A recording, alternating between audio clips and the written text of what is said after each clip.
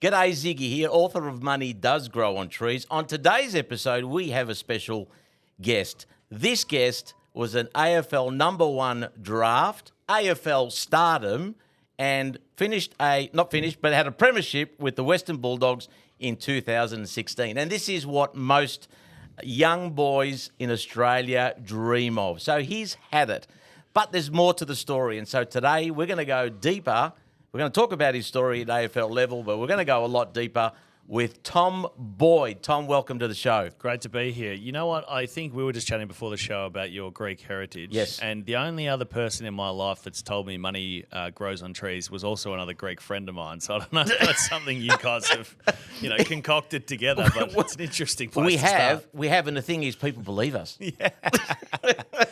It's all about how much charisma you can show when you talk, I think. Yeah, that's how right. Much people believe. That's right. It's great to be here today. Mate, thanks for coming on. I mean, in Australia here, we love the AFL. We love the footy. I was talking to a guy out of the US yesterday who said, hey, I'm thinking of coming to Australia. He said, is that a good idea? He goes, I love the way you guys smash each other. I go, that's rugby. But Yeah. we do a bit of smashing in the AFL. But we've got a great sport, haven't we? You've really enjoyed that as a kid, and certainly when you reached that stardom. But what did it feel like as a kid, going through the ranks, if you like, and getting to the AFL level, which was every boyhood's dream? Yeah, I think probably the most unique part about our sport is twofold. One, if you actually travel around the world, we don't. It's not common to have this club-based sporting culture where the actual country towns and the regional towns are fully fixated around netball and footy. It's not really that common overseas, and in many sports. In particular in America, they kind of phase out of sport once they leave college, which again is very different here. We all know the club legends who play till they're 45 in the twos, and I think that's a real advantage that we have in Australia. And it was certainly my experience growing up to be a part of a culture and a club and a community that does exist around these footy clubs. In the Norwood Junior Footy Club's example, my dad had played there since he was a young kid as well. He'd been to the high school in Norwood up the road. This was who we were and where our family had sort of cut its teeth, if you will.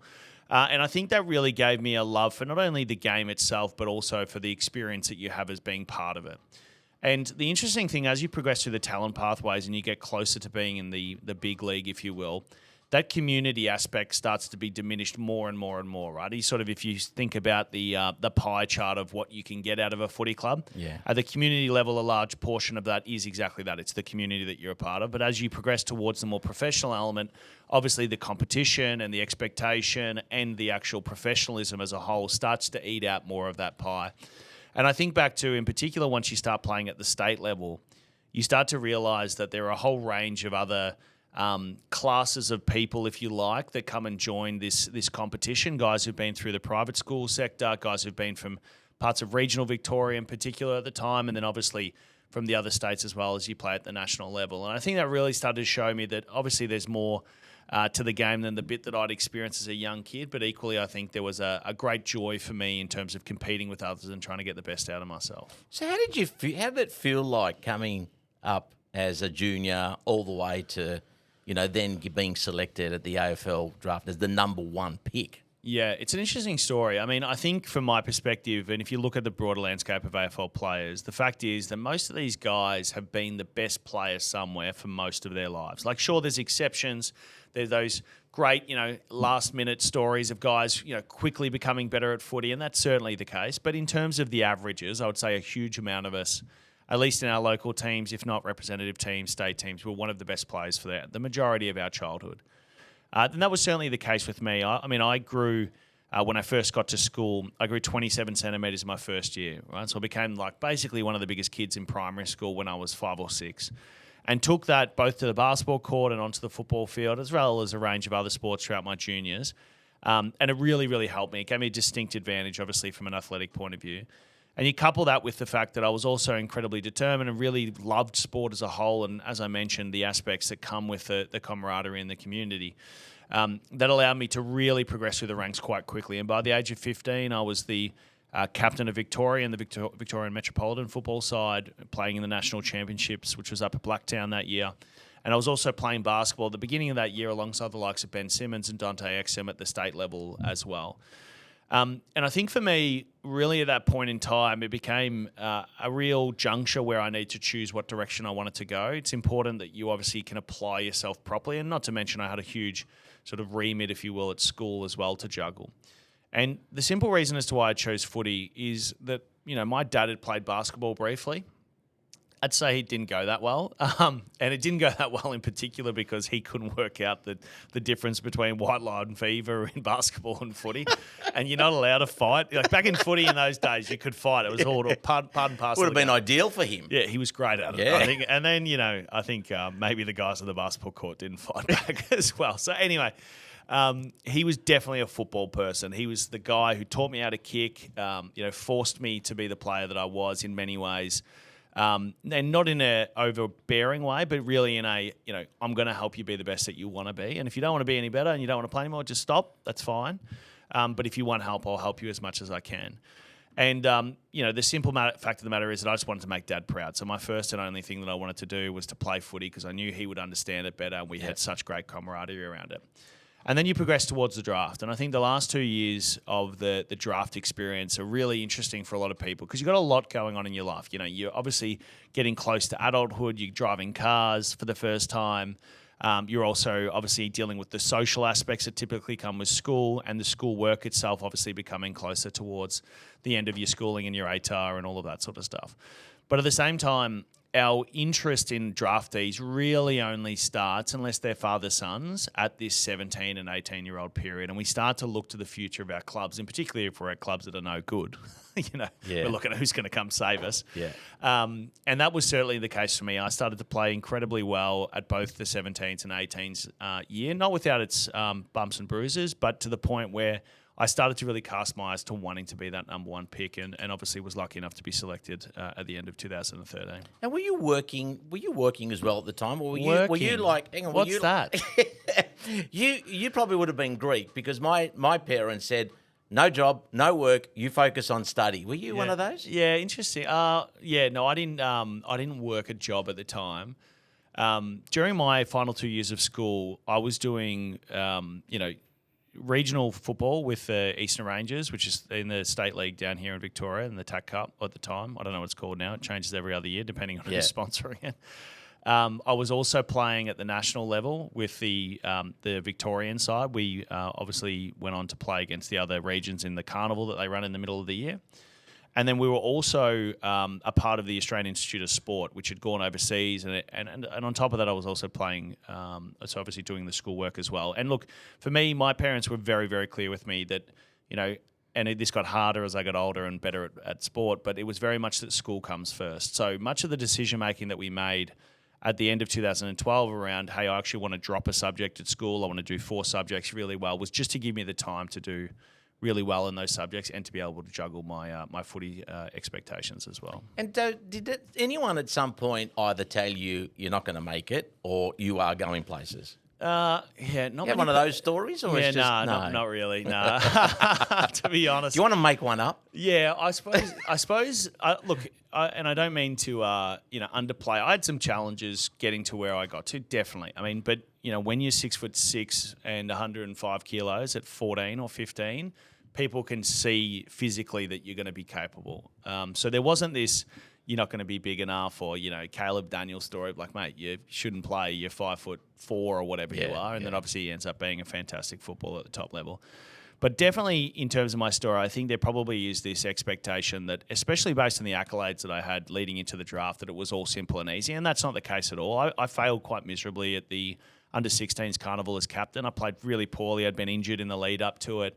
I put on a bit of weight and really struggled to adapt to the speed. And I also would say, on a personal note, I really struggled to adapt to what would you say? Under 15 kids aren't that nice to each other, And there's all these cliques that happen in footy, and all of them are based around the private schools. And I wasn't a part of one of those cliquey APS AGS schools. I went to a Luther College out in Croydon, and so for me, we were kind of treated like the Eastern Rangers boys. That is, like the kids from the mountains. Yeah, I'm right. like, mate, I live in Ringwood. Blackburn's a part of Oakley. I'm one suburb away.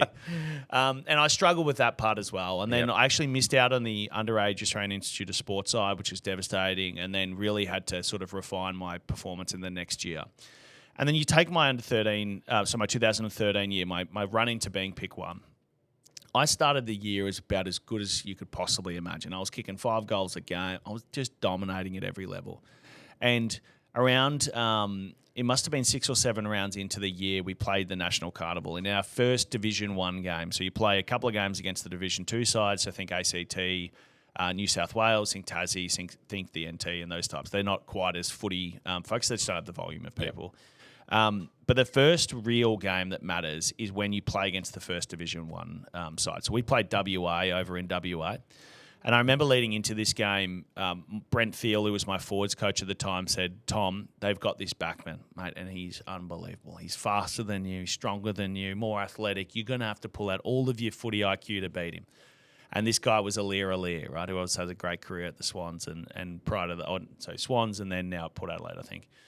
And anyway, at the 11-minute mark of the first quarter, I was lining up for my 4th goal, and I did my ankle when I took the mark. And I really did it badly. And I actually missed the next 4 months of the year and didn't come back until my final game of the year, which happened to be the TAC Cup Premiership. So with all of that being said, like this ride wasn't simple and smooth for me either, even though I would say I certainly had an easier and smoother run in than some. Yeah.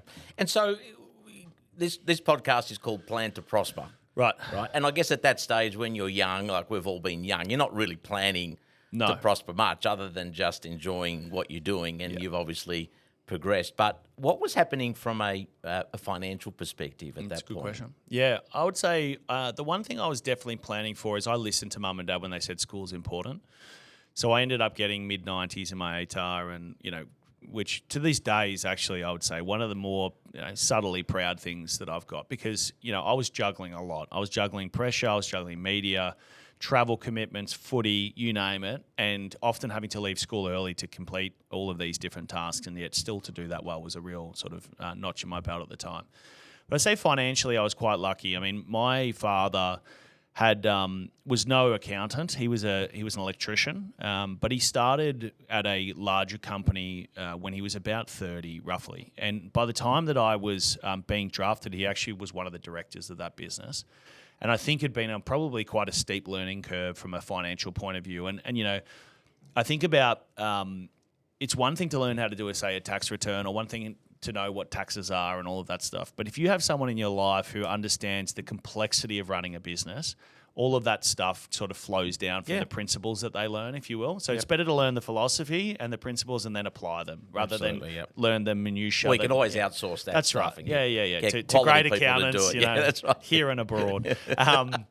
And I think for me and Dad, the foundation of our friendship, if you will, outside of obviously him being my father and being in charge of me, was that we actually really went on that financial learning journey together in many ways. And we did that through a range of different things, but often most of our discussions would be based on the fact that I was playing in Wangaratta or I was playing in Maffra or wherever else, and we'd sit in the car for 3 hours.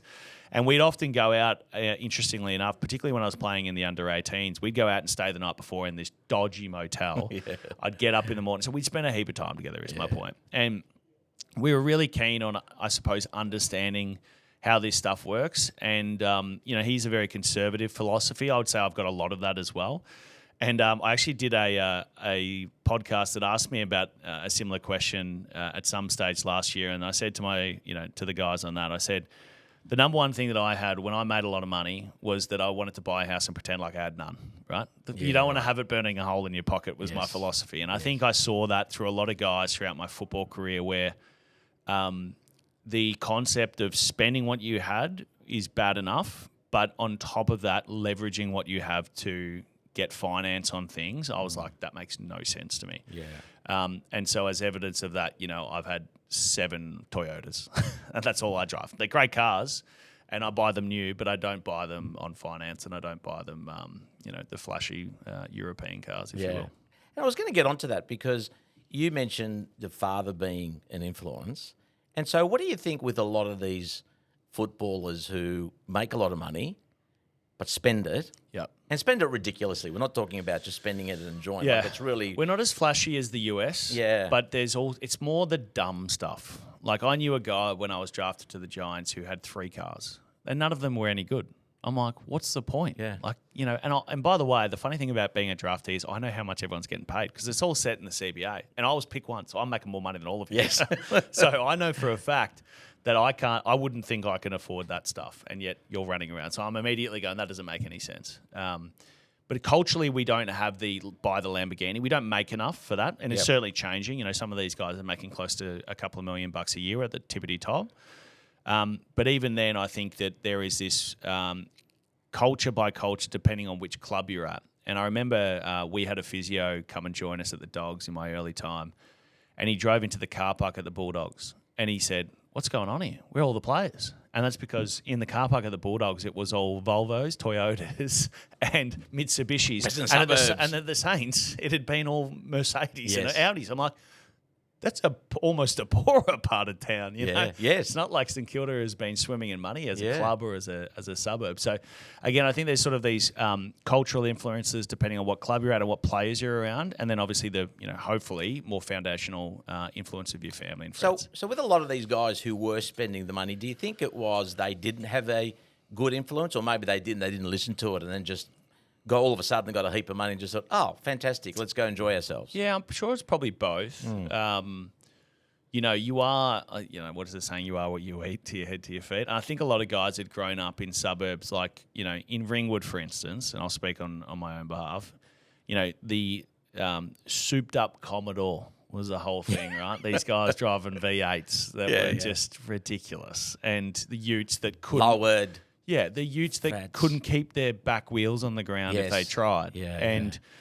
That always didn't appeal to me, right? I'm too tall for it, for starters. But that was like, if I can imagine if I was an impressionable young guy who didn't have strong family foundations in this regard, I'd go, that's what I want to do. And a lot of guys that I know did that, right, in footy. The second part is, I think there's a real misnomer in terms of who's supposed to manage this stuff for you. So I've often said this, that there was an era in footy where management was expected to look after players' finances, which is a terrible idea, right? Managers aren't accountants, by and large. There are some. And let's be honest, there's been a few managers come through with a few schemes that they've got, and even in really recent times, right, without naming any names, that have obviously led to players having issues financially. Don't clubs get involved? No, but see, this other thing, clubs shouldn't get involved either because you're an employee of the club. You're not a. They shouldn't be telling you. It's like you guys sitting down here or at any other business, and maybe you do because you are a financial services business, but in like an electrician company going, hey, we paid you $100,000 last year. Here's what you should do. And by the way, one of the things you should do is a product that I'm selling to you. Yeah, right. That makes no sense, right? There's just too much incentive in the wrong place. Yep. And for the clubs, they really try and stay out of that stuff, right? Because there is a boundary around you as a person that has to be respected. And in many ways, a lot of these conversations and the reason why managers get involved in this stuff is they are supposed to be the conduit between the player and the club in any financial discussion. Yep. But for me, as immediate as when I arrived into the league, I looked at why would your manager look after your money? Like I never understood that. It didn't make any sense to me. And that's no, offense to my management company. I've been with them for, 13 years. However, I've never let them manage my cash. So it sounds like you're a lot more involved. Yeah. I mean, I felt like you had to learn. You had to work out what it was like to have money come in. I'd never had a proper job before, and I'd sort of got drips and drabs of money from the AFL funding and different things, which are supposed to be spent on boots or something. And so for me, I wanted to be involved. I wanted to be a part of learning and, wanted to essentially be able to be in control of my own destiny with regards to that. So that early on, was it a time where you said, okay, you're number one AFL draft, you're at GWS, and you see your pay pack and you go, wow, what do I do with this? Not really. I mean, I made $69,000 as my base contract in my first year. We got a cost of living allowance at the time, which elevated it to probably mid-70s or something because Sydney was too expensive. Yep. And then on top of that, I got sort of a $20,000 bonus for being number one from NAB. And they position it like we're going to give you a $20,000 stock portfolio, but all it was $20,000 cash. And I took it out within like a week. Right. And there was some phone calls behind the scenes, I think, of being like, why is he taking this money out? That's not the point of it. I'm like, I don't bank with NAB yet. I bank with someone else. And so for me, it wasn't at that stage that early. And I didn't have enough money, I would say, financially to really look at a long-term strategy at that point.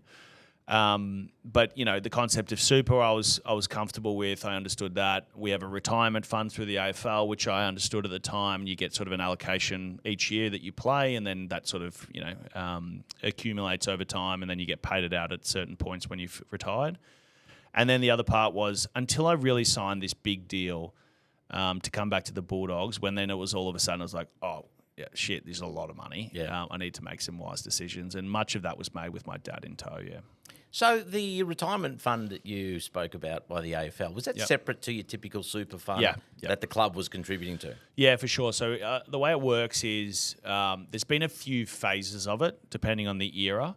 But the goal is that essentially when I signed up for it, and again, it's not optional, it's done through the PA, the union, is that essentially what they found was that players really struggled in the immediate years transitioning out of footy. So if you only played for 4 years or under, when you retired, you would get the lump sum paid to you immediately 1 year after you'd finished. Right. So that might be 30 or 40 grand or something. But if you played longer than that, and you played 6 years like I did, then you would get essentially a payment 1 year out, and then you'd have a 5-year break, and then you'd get drip payments so that it obviously increased in value over that period based on the investment portfolio that you had. And likewise, if it was a longer term, you played 11 plus years, it was an extended payout period basically. And all they were trying to do, which I think is quite wise, is to say, we want to give you guys a safety net so that you guys have got some money coming in, because we all know that 95% of you make a lot less money when you retire than you do when you play the game. I think the flip side of that is, though, for a lot of guys who are financially quite well off and certainly financially savvy, there was we would prefer to get the cash up front so we can act on it more quickly. And I think then there was some conversations around, waiting 5 years is unideal for a lot of guys. How do we bring that forward? And so I think it's changed a little bit now. But it was I think it's a good initiative, and I think it's a sort of, it's not a forced saving because it's not part of your contract. It's an additional thing that's applied by the league and the union. Yeah, awesome. So is there much talk between the players about what you do with money? Yeah. Which horse did you lose your money on is a common one. I was going to get the gambling. Yeah. What car did you buy? What horse did you buy? Most of that stuff, right. Yeah. And I had a couple of close confidants in terms of finances that I trust. And in many ways, like the guys who I was most attracted to be mates with off the field were quite financially savvy as well. And that's not to say they were earning the most. But similarly, guys that had business in their family and had an interest in study and learning and so on.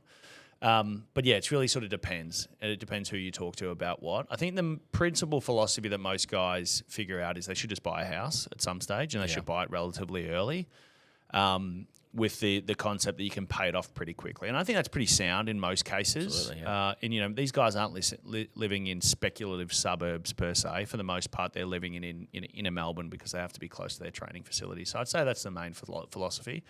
And then you get the guys who obviously make less wise financial decisions, of course, which is quite common as well. So what was the jump then from that 69,000 plus the allowance to your next big pay packet? And did Dad sit you down and have a chat about it at all? I can't remember if he told me, he sat me down. Like, obviously we knew it was a lot of money. And I think one thing that people don't realise is, so when you sign up for the AFL, you get a 2-year contract. I think it's 3 now, but it was 2 back when I got drafted. And that is fully covered in the CBA, right? There's no negotiation, nothing, right? So if I play X amount of years, there's tranches for that as well. So it's like, say it's the first 5 games, you get match payments, but then you get an elevation in year 2's contract base value, right? And same up to 15 or 17 or something. And so when I got traded to the Bulldogs at the end of my first year, that just persisted that first year, second year contract. Right? There was no negotiation. So it really wasn't until 2016 where my pay increased, which would have been in October 2015 it started, as that's what the AFL financial year runs on. And then I basically bought a house must have been 8 months later. Yeah, right. So that was my thing. I was like, and we went through it for a while. Probably took us 6 months to get the house that we were looking for in Albert Park. And again, then all of a sudden I was like, oh, great, now I've got no money. And I think that was a very sound thing to do. Yes. And it was just the other thing, to be frank, is I didn't want to be looking at my stock portfolio every day. I didn't have the time or the aptitude or the energy to do that. And so, simple rather than complex investments made sense for me where I was at as a 20-year-old.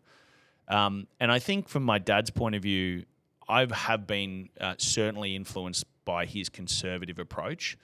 And I think more to the point where, and I've said this to some friends recently, I understand why people stretch themselves out and leverage themselves out to such high degrees, but I just can't imagine wanting to live like that. It's just not my thing, right? A lot of guys love it and they're like, yep, this is what I do, and more debt. And they make a lot of money in the end, but the stress associated and the complexity is not something that I'm particularly interested in. It comes back to your tolerance of risk, right? Yeah, and your risk profile. And what you do, right, for work. And I think that's, again, it depends what you want to do.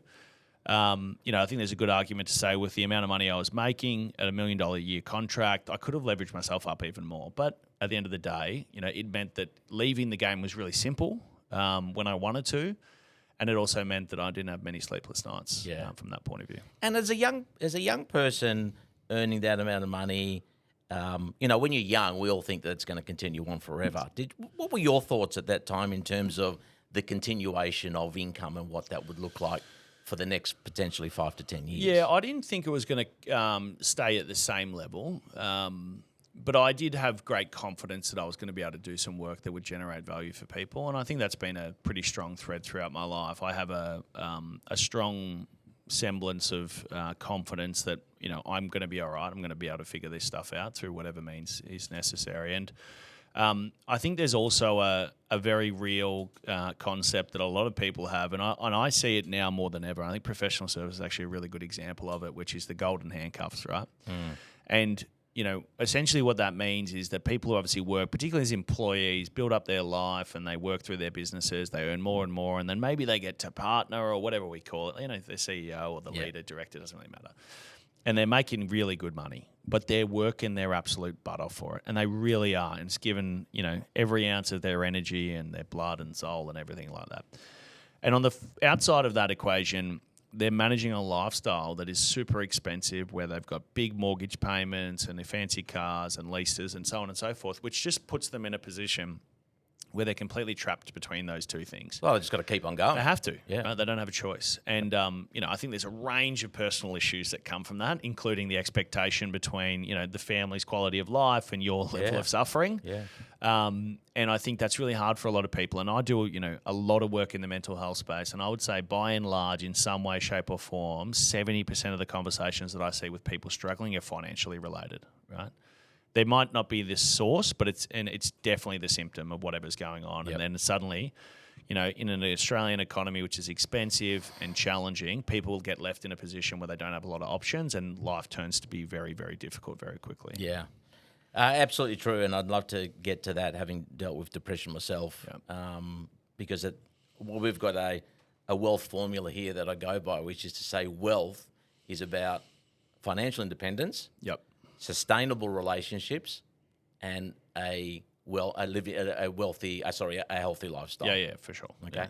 And so those three, if you work on them as much as possible, you minimise the risk of things going wrong. Doesn't guarantee it, because we all know shit's still going to hit the fan, things are going to go wrong, but at least you're minimising the risk. If you stay healthy, you minimise the risk of something happening. Financially, relationships. But you're right. Financial is a big one, which has an impact on relationships, which ultimately impacts your health. Totally. Okay, so at this point you're at the doggies, right? So everyone in the West is loving you. Most people, maybe not. After 2016, they were pretty happy with me. Yeah, but okay. Maybe not day We'll one. get to 2016. I was talking to my cousin this morning, who's a mad doggies fan, and you probably get this all the time. He goes, Tell Tom thanks for that goal. Yeah. Right? Best moment of my life gets bandied around quite a lot in my world. Yeah. Okay, so you're at the doggies, and you have a few good years. Pressure starts to build up. We'll come to the 2016 premiership, but I imagine the pressure's starting to build for you in terms of scrutiny, because was it the biggest contract at the time? Was it? It would have been. Yeah, I've said. I say publicly, which I think is accurate. Is it would have been the third biggest deal in AFL history. Right. I think behind Buddy Franklin Yeah. and Gary Ablett Jr. And I always say this, is I'm a bit stiff, really, Could have been number one. Obviously, legends of the game. And I think, look, to the point about pressure, it's a complex equation as to why I was under so much pressure, but I think there's a few sort of key elements. One is what I just said. You put them up in the echelon of the biggest names, not only in the current day game in Lance's example, but also biggest names in the history of the game in Gary's. And you go, well, expectation is that you are at the same level, which is not how contracts work, by the way. But that's not what people want to hear.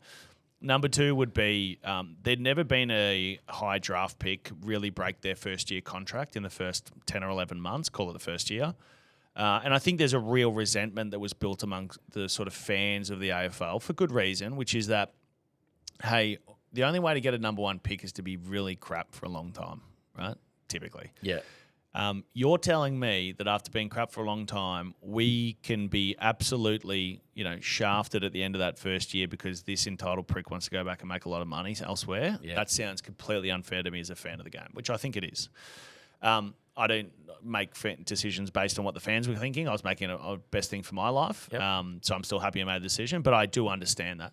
And then I think what spilled from that was at the time, in particular around 2014 and 15, we were in this media period where social media was coming on the scene. You think Twitter, Facebook, etc., and you'd be like, oh, well, that would have, diversified what people were saying. In reality, what happened, and particularly in those first few years, is that the SENs of the world, the Sevens, the Foxes, they just used those platforms to amplify their reach. And all that meant was that every single person in the footballing world thought the same thing of me, basically, which was a combination of high draft pick not performing, overpaid, entitled, whatever it was, and they just pressed that button over and over again. Yep. And people will say, is it challenging being, quote unquote famous? I wouldn't consider myself famous, but let's say well known online and social media. And to be honest, it's not nice, but it's pretty easy to turn off, right? The real challenge at that time, this is what I really sort of hone in on people understanding, is when you're 19 and you're walking down the street and people are abusing you out of car windows on a very frequent basis to the point where you can't go into restaurants without being stopped and basically feeling comfortable coming up to you and being like, you're all of these things that people have been saying about you. And on top of that, not being able to go to, birthday parties and anywhere alcohol's involved without knowing someone's going to abuse you or whatever, like it becomes very challenging to live your life in any meaningful way. And the other thing is that, again, at 19, you can say you're as resilient as you like and you can say that you're as mentally tough as you like, but if someone tells you that you are something all day, every day, for an extended period of time in every format that you can imagine, it's really hard to not at least ask the question, hey, is that actually true? Like, am I actually a bad person for signing this deal? And I think really that's where the bulk of my issues really kicked off, and it was based on a very real experience, and I think that's important to note. And that became essentially a cornerstone of and a thread that ran through much of my career. And I think, interestingly, based on the conversation we've had previously, it also made me in some ways sort of not resent the money I had. And I don't mean to say that like it's ever been a bad thing for me, financial freedom, and it is the best thing that so many people are obviously striving for. But it definitely didn't make me feel as good about it. And it definitely didn't keep me warm at night, if you use that as the metaphor. So it made for an interesting 2 years of trying to work out who I was in the biggest spotlight under the most pressure, I'd say, that any young footballer had been through at that time. Yeah, look, I mean, I don't know of anyone that would be that strong mentally to be able to say, I'm going to go out. I don't care what people say. If you, as you said, you're getting people in restaurants and, out in the street. Grant Hackett said something similar where he was saying that, at airports, people shout, "Oh, Hackett, you're," But he said it's a simple nickname to go with. Unfortunately, his last name doesn't help him at all. But he said it wasn't too bad, and he was able just to sort of go with it as the Aussie thing. He's 6'6" as well, and this is a big part of it. But there are people that take it too far. Oh yeah, there are people that take it too far, and they just don't know those boundaries. I would say most of the footballing public take it too far. And it's you see them at the ground; they're just mad. It's a psychological trick, though, right? That they, and this is what the clubs really make all their money on. They basically make their money on convincing you that you're going to get access to these people, right? This is what player sponsorships are. And everyone goes, oh, I'm your player sponsor. I pay you money. I'm like, I've never seen a cent of that, mate. It goes to the club. Do you understand? Didn't they tell you that when they signed up? You don't own me. You own like a tiny little part of a creative group. Yes. And they feel like the 2D version of people running around on the screen aren't real, but they're like, they're an asset that they can go and pull on. And then they become, based on, emotion and, love for the game and all that sort of stuff. They just feel they're very comfortable to step over the line. Whereas if you ask them in their workplace, to say the same things to each other, they're like, no, I'm going to jail. Yeah, that's right. Hey, Char. So when it comes to the mental health and having gone through it, I found that I was getting to a point where I was believing a lot of lies about myself. So there are things that you think about, and we all think about a variety of things. So it's things that pop into your head. Yep. But then what you do with those thoughts and how far you take them and what And there was a time where there was some shit I believed about myself, which was lies. Yeah. And so being able to sort of sit, it's hard in that time to sit out of it and say, no, actually, I'm not going to continue with that thought. I'm not going to believe that lie. Because when you're in it, you're in it. Yep. And when you're younger, and it's harder to manage. Did you have a similar experience for you? Yeah, I think it's pretty close. I would say slightly differently that essentially your perception of the world and where you fit in within it becomes completely warped, right? Where I think the self-talk stuff you're talking about is a massive part of it. But I think that there's also one of the interesting things in my experience around mental health is that people were like, people might think it's like, oh, you feel like you're letting everyone else down, and so therefore you're actually thinking about others all the time, which is somewhat true. But what I actually think it's more like is everyone's thinking about how much I've let them down all the time. Yeah. And so my perception of the world was that I was much bigger in it than I actually was, right? And this is like something I think is apparent with all of us. For 99.99% of our lives, and maybe it's a slight bit less for famous people, no one gives a shit about what's going on. No one's thinking about you. Yeah. No one's considering what you did. No one's thinking about what you said or what you did at the party or at the wedding. No one cares. Yeah. No one cares. Everyone's got their own backyard to play in.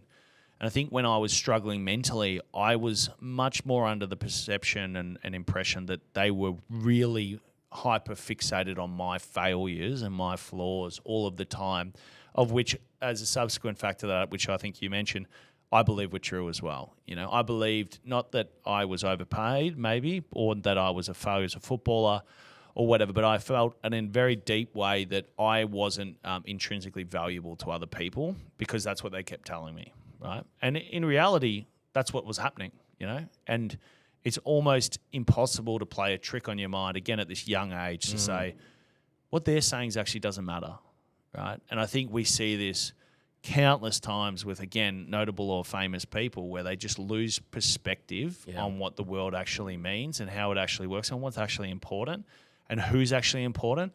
And a big part about it is that they always tell you, just trust your own camp and do all that stuff. But they're all swept up in the same shit too, right? Yeah. So like my mum and dad have got their guard up because people are saying the same stuff to them. Why's Tom not playing this weekend? Or Jesus, And my mum, never spoke to me about this until later. But she's like, Tom, the stuff people used to come up and feel comfortable to say to me, right? She had it at her school. She used to work at Montalvo Primary School as an administrator. People used to say it as parents of the kids and come up and talk to her. And she's like, mate, I'm at work. The gall of some people. But they just don't even know that they're doing it, right? Because to them, this is something that's absolutely, open ground to discuss in public. Thanks for joining us for part 1 of the episodes with Tom Boyd. We hope you enjoyed it. Make sure you subscribe and connect on social media. And we look forward to part 2. We had a great discussion. See you then.